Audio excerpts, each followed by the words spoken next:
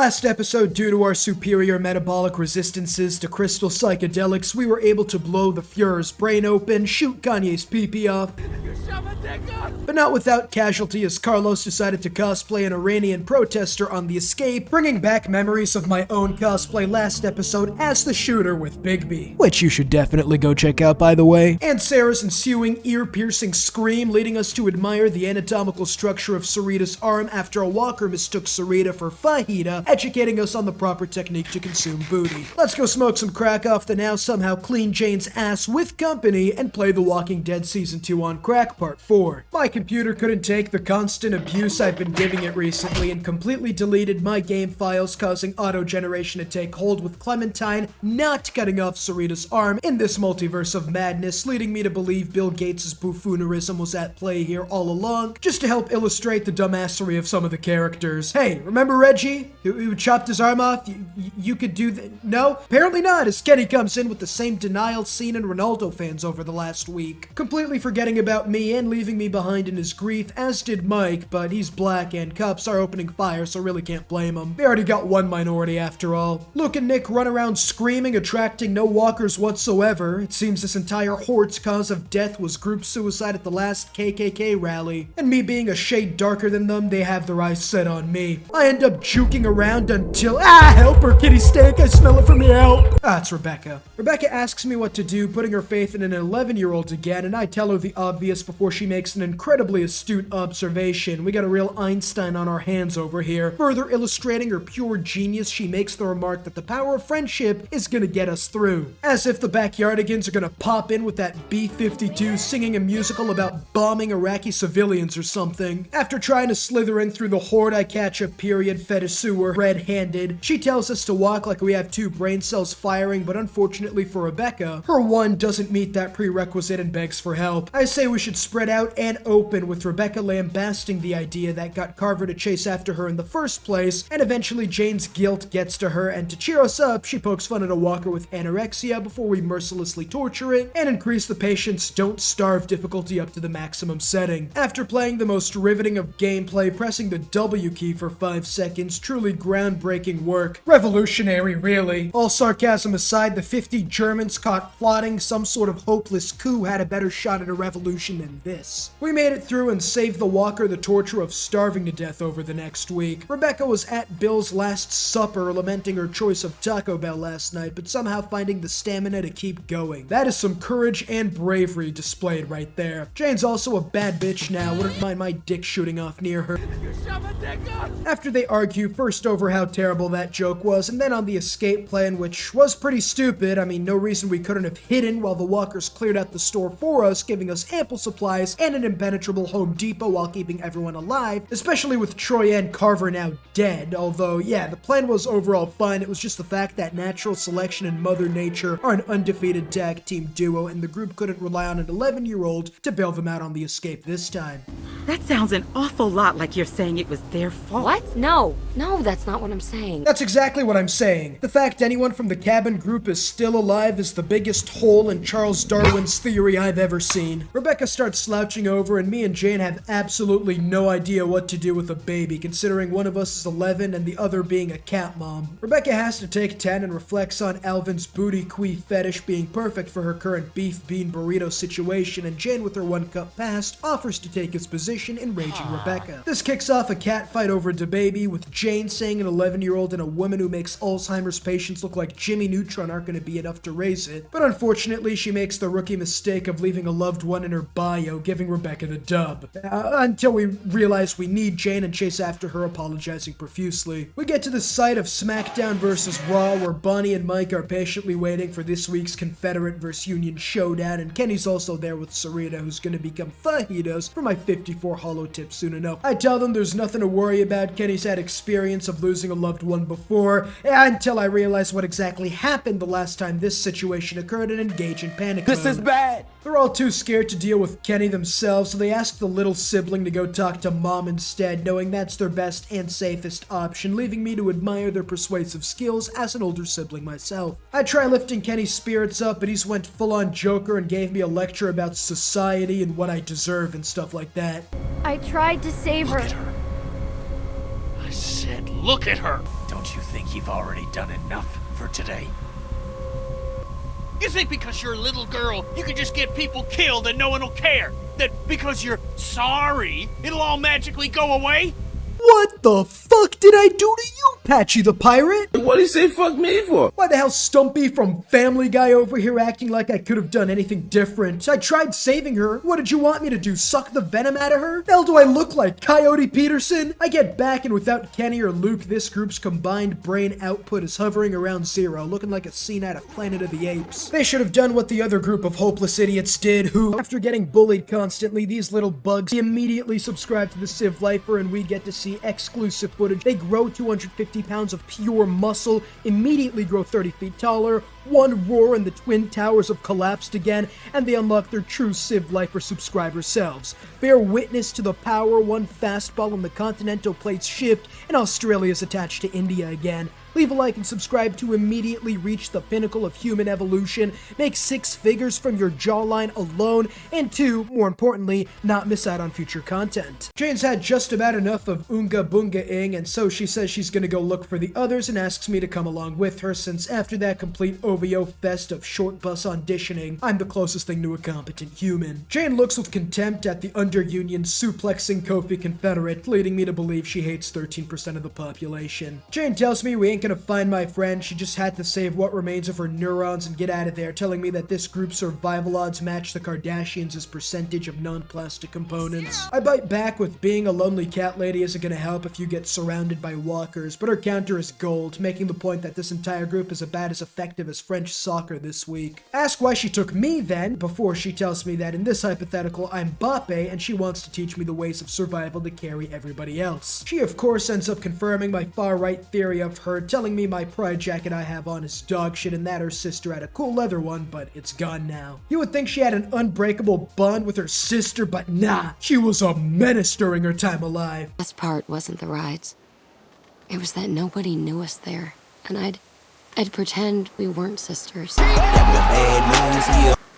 Just friends. We're at Terror Alert Orange. Jane's scream of jackpotted dead corpses flabbergasts me until she explains we can rob them for good shit, and I think this is just another found 50 grams of kush in my child's mini Snickers bar after Halloween, until I find 2 bullets in one of their pockets. After complimenting me and telling her I was in a GigaChad TCLR subscriber-only group before this cluster of headless chickens, she finds a nail file. Whoop-de-doo! Now we can get our pedicures done in this zombie apocalypse. Nice find, Jane. We roll over a corpse to find Sarah's trampled glasses. Yikes. You know, the only hope she has of insurance covering that is if Jake from State Farm himself bestows upon us from the heavens. Afterwards, we find Nick. Turned. After a masterful, undisputed, goated performance the last 2 episodes of 2 total lines, 3 separate animations, 1 minor moment, and 0 character development, we find him turned with no visible bites at all from Eddie Walker faster than even Sarita. I don't know how that works, it just leaves me to extrapolate that the Walkers found motivation in Jane and just bit his genitals off or something, giving him a BJ so heavenly he just died on the spot, cause no way a bullet through the shoulder would kill him like that. Jane says I should do it since we've been through so much together in our 3 or so conversations we've had in our time together, so I chop him up like I'm serving meatloaf, and there goes the most pointless save I've ever seen in The Walking Dead. Me and Jane exchange techniques as I show her my patented masturbating technique, telling Tracksuit Tyler his 30-minute daily walks don't make up for his 3 Dunkin' Donuts at the end of them, enraging him, leading to an easy kill. Jane hops the fence and shows me her patented treat him like a bendable toy, leave him weak in the knees like Troy maneuver. And I match that same move against the 2 ups we run up on. We hear Sarah screaming Cowboy Bebop was a good live-action adaptation, so we're gonna have to break the sound barrier to have any hopes of distracting the angry mob. My quick thinking, however, allows us to place a dead body on the horn of the Rolls Races to distract them. If one group can't use it, no one should be allowed to use it. One group can't use it, no one should be allowed to use it. One group can't use it, no one should be allowed to use it. One group can't use it, no one should be allowed to. We start browsing the local trailer park like 50-year-old jobless heroin addicts, meeting said enjoyer whose bandana indicates he hasn't held down a job since the Cold War, and make it to the other side as we're getting swarmed by the rednecks who took offense to that joke. As Jane holds them off, I film my audition for the next 300 movie. This is Sparta! and make it in, blocking the proud Confederate flag enjoyers with a wardrobe. Luke comes out still beat up from Carver's almighty slaps and asks us if we found Nick, and we tell him we found him, unfortunately getting caught hacking the CIA. Devastating. Hey, I'm just kidding. Nick was so underused the last 2 episodes, even his bestie just shrugs it off, giving 2 fucks as his parting respects. Luke tells me Sarah's just been shivering like she saw her pops get his brains blown out, but it's worse than that. She's revealed herself a Ronaldo fan after Messi won the World Cup. There's no saving her anymore. Not even the awe of meeting the only functioning chromosomes of this group can get her to snap out of it. Not surprising considering it's nothing compared to her plot armor, just screaming and running through that horde, not only evading the ire of the walkers, but also of the border guards. Truly a magical performance, one for the ages. I tried talking some sense into her, but we get spit roasted by the walkers on each side, and even with Jane and Luke telling me Sarah's brain's been fried of its last neuron, I fight for her. God damn it, I'm not seeing another minority die this episode. Kerfuffingly, I take the approach of telling her all her friends are waiting for her, except for her dad, of course, you know, the only person who matters to her, as evidenced last episode. He's waiting for her on the other side, along with any manner of CCP protesters and socialist South American leaders, who she seemingly wants to join at this moment. The walkers start breaking in, and as I get a boost from Luke on the escape, one of the walkers tells him he isn't a man of refined culture for jacking it to underage lollies, killing his resolve. I have to find something to stand on to supplement Luke's broken spirit, so I choose the wardrobe we're using to block the door, and after holding back the walkers with Jane, me and Luke renovate the furniture to a different location, and Jane somehow doesn't catch any of the ire of the walkers nearest to her, who seemingly just caught a whiff of melanin from us and came after us, confirming their role in the KKK group-aside earlier this episode. We eventually get moving though, and this is the last chance for Sarah, with even Jane saying we can't help her anymore, but I don't give up, knowing there's only one singular construct of words established using the English lexicon that can get the Latina Sarah moving immediately. Hot Cheetos taste like donkey balls.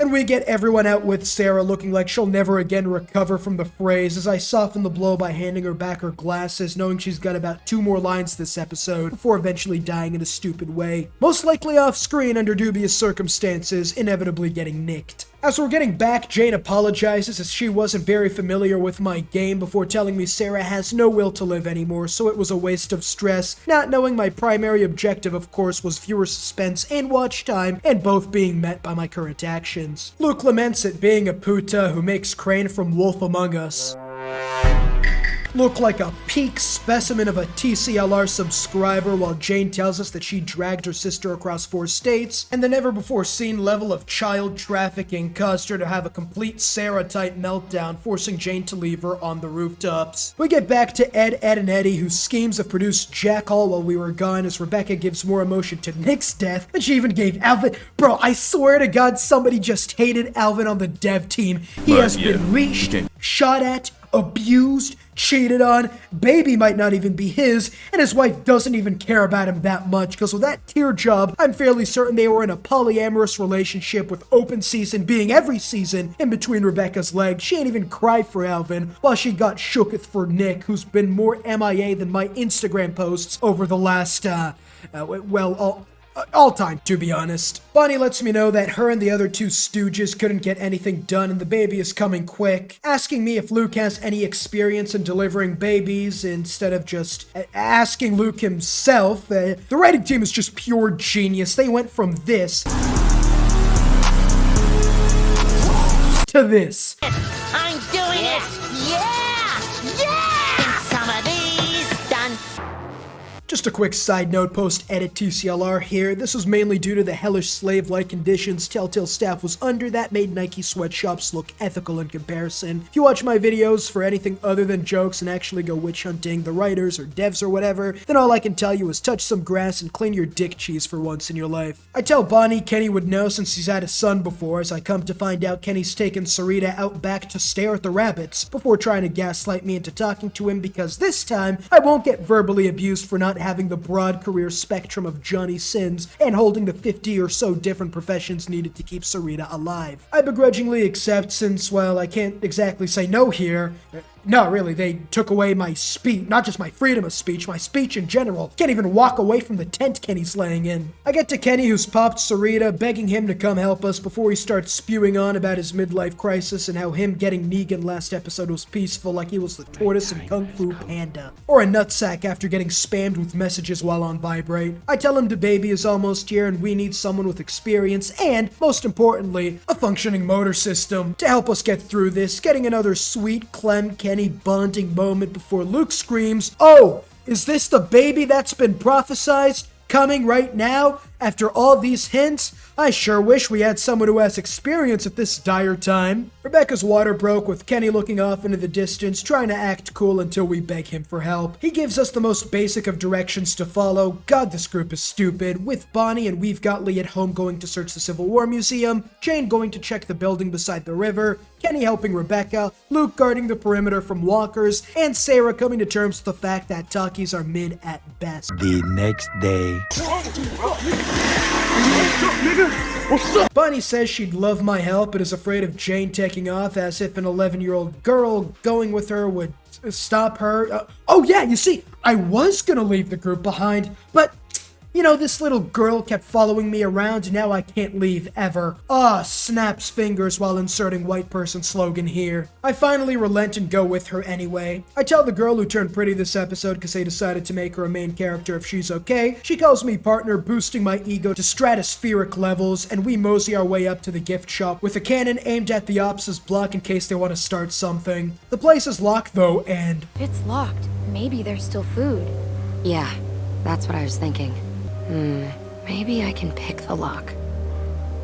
The nail file? Versatility is not overrated.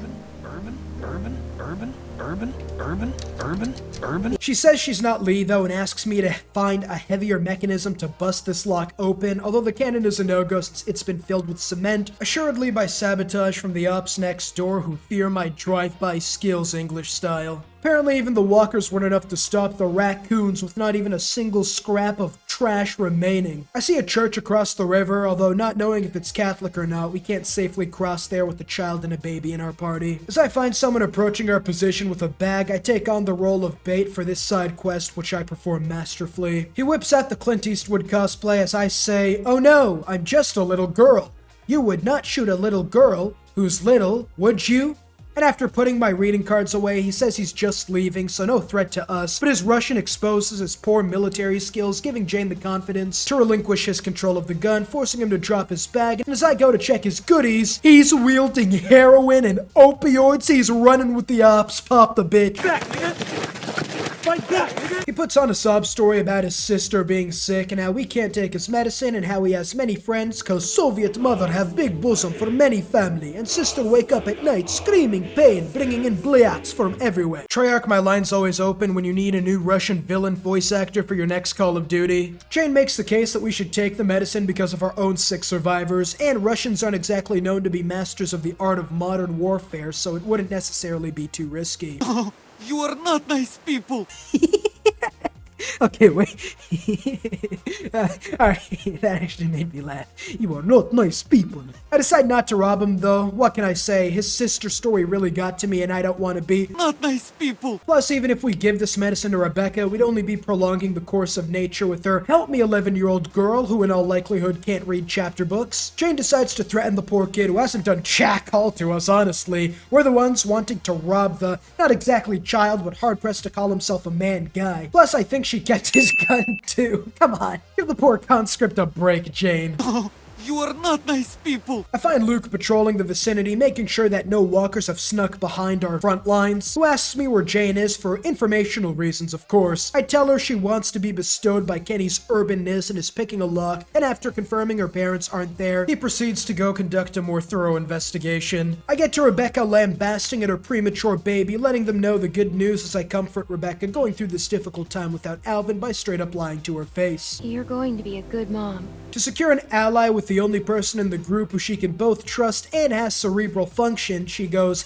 remember back in episode 1 when everyone else wanted to kill you? It's a good thing I bravely stood up for you back then, huh? Kenny decides he wants to try his luck with her, so he asks me to go scope out Mike and Bonnie in the Civil War Museum. I get to, holy crap, look at the corpses! I didn't know Mike and Bonnie were him. I've been calling Mike Wish.com's Lee too, despite him proving his urbanness just as much as Lee. I owe you an apology. I wasn't very familiar with your game. I also tell them that we found a place for Rebecca to stay so far away from walkers, even Sarah would be able to manage in her post-World Cup depression. Of course, I also find out the reason why they haven't come back to base yet, with Bonnie vigilantly observing the model replica for clues to some clean drinking water, and Mike adamantly looking through the smallest of boxes for hours on end, hoping some supplies will magically appear this time he checks. I find a Confederate jacket we can put on her, which despite the imagery is still fine as a blanket. Also, Bonnie tries to play the woe is me role of how deeply she regrets what she did, mimicking a YouTuber apology, while I return the favor by mimicking Walter's current state and stay silent. Cause he's dead. Of course, Mike comes in with no, those colors won't do, and to protect my Twitter account from getting RKO'd, I immediately pin the blame on Bonnie, using her southern accent as proof of racism. I open the canteen and we find some clean water inside, but it's locked. Mike doesn't want to kick it down, of course, because his urban superpowers would just demolish that door and create a sound so mighty and loud, we'd be dealing with the Triple K horde we left back at Home Depot within minutes. Bonnie plays the victim again, and I agree I'll squeeze in there. Okay, I'm not gonna make a step-sibling joke this time since it's an 11-year-old girl, and I'm not a My Hero Academia fan, but I'm stuck. Oh, no way, I'm sorry, the drawing's not real, people, I get it now, please let go! He got it! Chris Dagger! Mike Tyson in! Alternate the champion! Stone Cold! Stone Cold! We can add child endangerment to both the records, I suppose. Of course, Mike would probably wipe out all the cops like he was playing GTA with 5 stars on easy difficulty, with my idol even complimenting me. But you're tough for your size. Shit, you're tough for my size. This is the first time this game where I didn't have to do everything myself, so not knowing how to act in this situation, I try being somewhat useful and lift up the bottle. Ooh, Mike is strong, but you can't fool me. I am familiar with your game. Mike says what we've all been thinking. Carver was crazy, but his shelves were always stocked, which proves credence to my idea of just maybe staying at House General. With him and Troy dead, we could just cover ourselves in walker guts, hide in a locker or something, and just wait for them to finish the job. Heck, we could go back right now. The walkers are probably already gone. But my common sense gets drowned out by Bonnie saying she found the raccoon who's deviously licked all the trash in the area, before Mike felt the need to explain the deep, intricate meaning of 2 girls, 1 cup. Coon? I'd eat the shit out of that raccoon.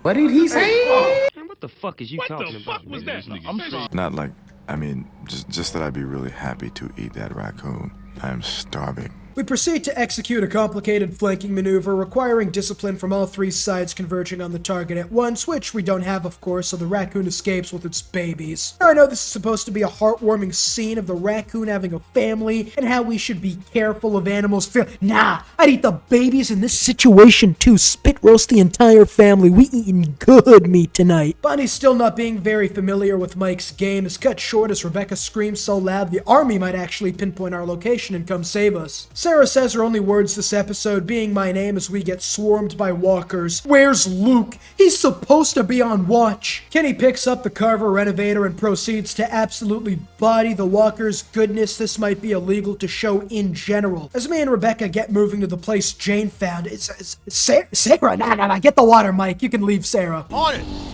As Kenny protects the rear guard, Bonnie starts trying to get into my head. I don't think he's okay. He's losing it. What do you want him to do? Kiss the walkers goodnight before bashing their brains in? Let me guess, you're gonna vandalize a painting for the poor old walkers Kenny's bashing in? Mike tells him to hurry up once, and he does, so it's not as if he's losing it. Bonnie's still not one of us, evidently, with her gaslighting and the Wouldn't let that shit happen to me, though. shit she's trying to pull, as I'm this close to tying her up to a stump and throwing her as a sacrifice to the walkers. We get up to the Human as I felt in a long time. I almost forgot what. Clement! While Luke was supposed to be on duty, he heard the call of duty and came over here instead. While we were about to get capped, he was busy getting those cheeks clapped. Kenny comes in and lets them know while he was going to town, we were caught with our pants down. I let him know Rebecca's having the baby and is in pain while he was making his wee-wee rain. Now? While you were getting freaky, the walkers were getting sneaky and ambushed us. The walkers start coming up the stairs, and me and the gang, sans Kenny and Rebecca, get going to counter their drive-by. Rebecca screams louder, giving off a stun grenade-like effect as we get busy popping the flashbanged walkers. With the others holding them back, me and Luke start moving the heavy artillery into position to block them up. Oh, shit. Holy fuck! What the fuck is going on out there? It was at this moment that he knew. He fucked up. Sarah's already said her customary one line after getting saved, so I focus on helping Jane up instead as Sarah becomes the bait. Push!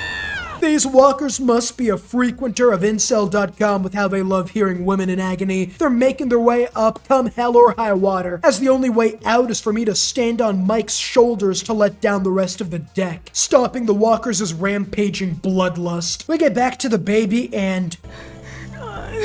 Is it? Let's go. He's perfect.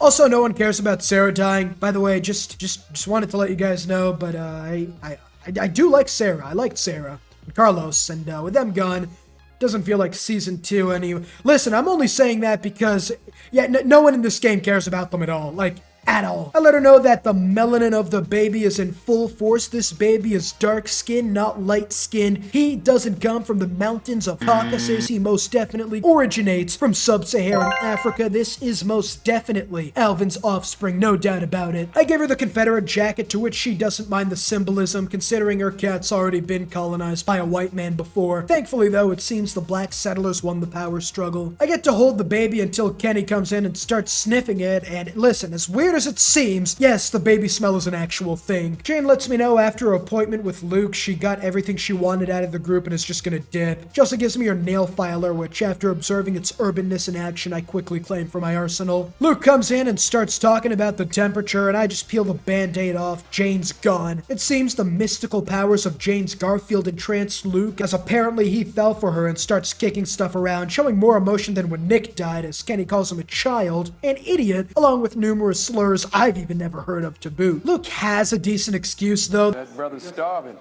The brother's starving. It's the apocalypse, and the only women he's been around are Rebecca and Sarah, and Bonnie, with one of them being taken, another being 12, and when's the last time we've seen Leland? Exactly. That's just not safe in general. Kenny says we gotta move to Nirvana ASAP. Haven't heard that in 2 episodes, but we conclude that a pit stop to the church town across the river might be a good idea, until Kenny says we have to leave immediately. And as Luke puts it, considering Rebecca's situation, we should be giving her time to rest and recover. And then Mike counters another good point. We have no supplies, and it's freezing out here. Of course, it all comes down to the decisions of an 11-year-old girl, so I say we ride at dawn, boys, taking the better of 2 terrible options. I mean, it's not as if the cold hardwood is going to help Rebecca rest, to be fair, which she even concurs with. Of course, the next day's blizzard is enough to give Canadian schools a damn snow day as we keep treading on to the tune of the married lovers over here arguing. We find a place to sit for Rebecca, and Luke and Kenny get into it. Again, shocker, until it's Arvo. He asks us for more help as he gives the poorest acting performance I've ever seen in my existence before the jig is revealed. The commies have us surrounded. He ends up explaining his own burn in Russia, doubling his potential bullying as he tells us to lower our weapons so he can rob us. Well, at least he's polite about it, but how the hell did he expect that to go? Lower your firearms so we can claim your belongings in this harsh, resourceless environment. Of course. What? Hey,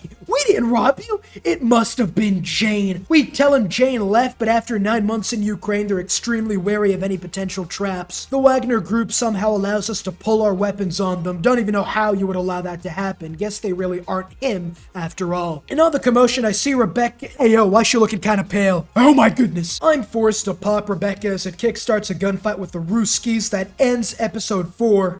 If you like TCLR, you'll love more TCLR. What an absolute doesn't make sense at all episode this was. I had a better time trying to understand Mao's reasoning from his great leap forward into an unintentional genocide. I'm just flabbergasted at some of the plot points in here. As always, leave a like and subscribe to not miss out on future content, especially part 5 to end off The Walking Dead Season 2, coming out on Saturday, and I'll see you all in the next video. Peace.